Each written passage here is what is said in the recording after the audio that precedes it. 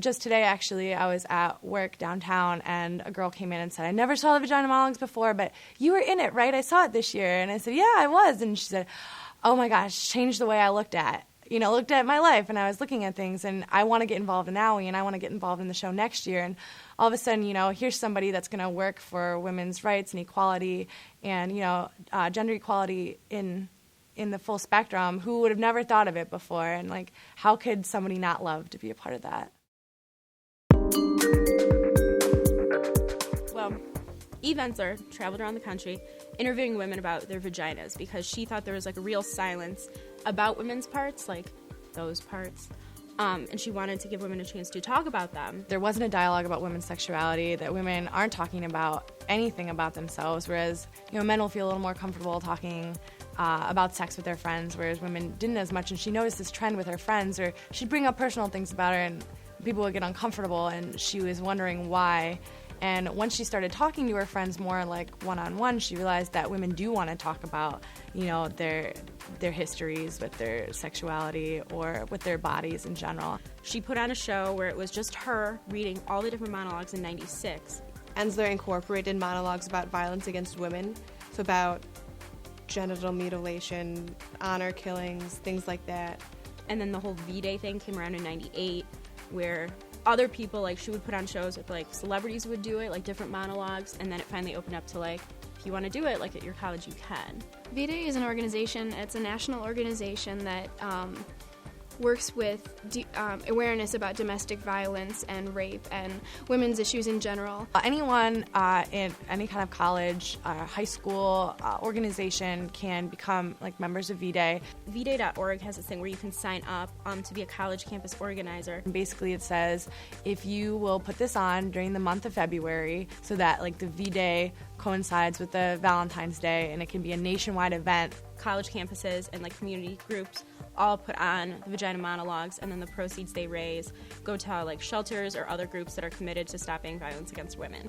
That way, everybody knows that this is the month where the Vagina Monologues is going to happen. It's the month we need to focus on violence against women. There's certain rules you have to follow because we get the rights free. We don't have to pay anything to do it. We have to do all the monologues that Eve Ensler specifies. We're only allowed to do 2 optional ones. You can kind of interchange those every year and decide, which 2 new ones you're going to do. You can only do so many shows. It's kind of just a big process of reading their agreements, signing off on them. And if you follow all of those guidelines, then you get the rights for free.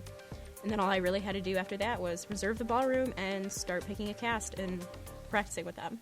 This year especially, I worked with a lot of people that weren't actors. I think what I had to do the most with the actresses was say, does this look natural to you when I talk and go like this?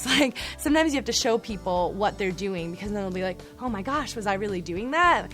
Every time you step in front of an audience and there are people out there, or your parents are in the audience that day, and you have to do moans or something like that and fake an orgasm on stage, that's never going to be comfortable. The only time I was uncomfortable was when I had to moan in front of my father, and I had to make eye contact with him during it. That was the most awkward thing. Mine in particular was a little difficult. I did a monologue that's called Reclaiming Cunt. So it was definitely a little bit out of my element, but it was still a lot of fun, and it's a great cause, so I don't mind embarrassing myself a little bit. It's also a V-Day rule that no men can be in the show. So what guys can do is pretty much limited to selling tickets and tabling, but we had guys do both of those things. I helped sell tickets and t-shirts. I wanted to get involved because it just seemed like such a cool thing. I'd heard about the Vagina Monologues for years. A lot of guys don't even know they can go to the show. Or guys think it's a whole bunch of women on stage hating on men. But I really want to let people know that it's for everybody. I definitely do not think it's a show just for women. I think that there are sections of it that women will get more out of than men. It helps them to realize what goes on around them, because periods and vaginas are a part of everybody's lives every day. If you're a guy, you obviously have a friend that's a girl, a sister, everybody has a mom that they've had at one point or another. I would almost rather men come see it. It's important for women, but women know they have their periods and that it can be a pain and all the things that are associated with it. Women are aware, but a lot of guys aren't necessarily as aware. And also, I think a lot of people think it's a political show, And it's really not like, we don't really talk about like liberal issues or conservative issues. Like, I think these are issues that everybody can get behind, like stopping violence against women. It's about women's health, which is never political. I love seeing the people, standing in the back and watching everybody laugh. I think the audience turnout was probably the best it's been since I've been involved with the show. We probably had between 600 and 700 people every night. Our goal was $8,000, and we met it and surpassed it a little bit. None of it stays with Owie. All of it is given away. Half of it will go to Cocoon, and half of it will go to Behavioral Connections Victim Services. The Cocoon Shelter is a Bowling Green domestic violence shelter that the Organization for Women's Issues has a lot of very close ties with. There are a lot of women who come to the shelter, women with their children, who are trying to escape from, the holds of a ex-partner or a partner who refuses to let them go. And it's the only shelter of its kind in Bowling Green.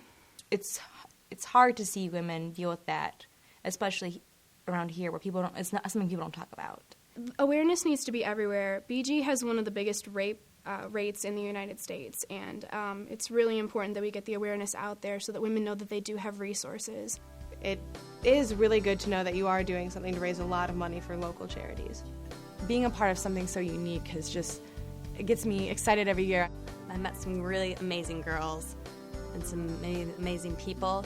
I made some great friends. I had a great time. I also really, really enjoyed working with like a really diverse group of women that I probably wouldn't have met otherwise. And a lot of stories that I've gotten a little bit closer to, as far as just from the show itself. And I think I came away with like better friendships. It helped me grow as a person and feel more confident as an individual. Just the overall message of the show was amazing. A whole world of people are exposed to it that wouldn't ever be before, and I love being a part of that. It was just a lot of fun.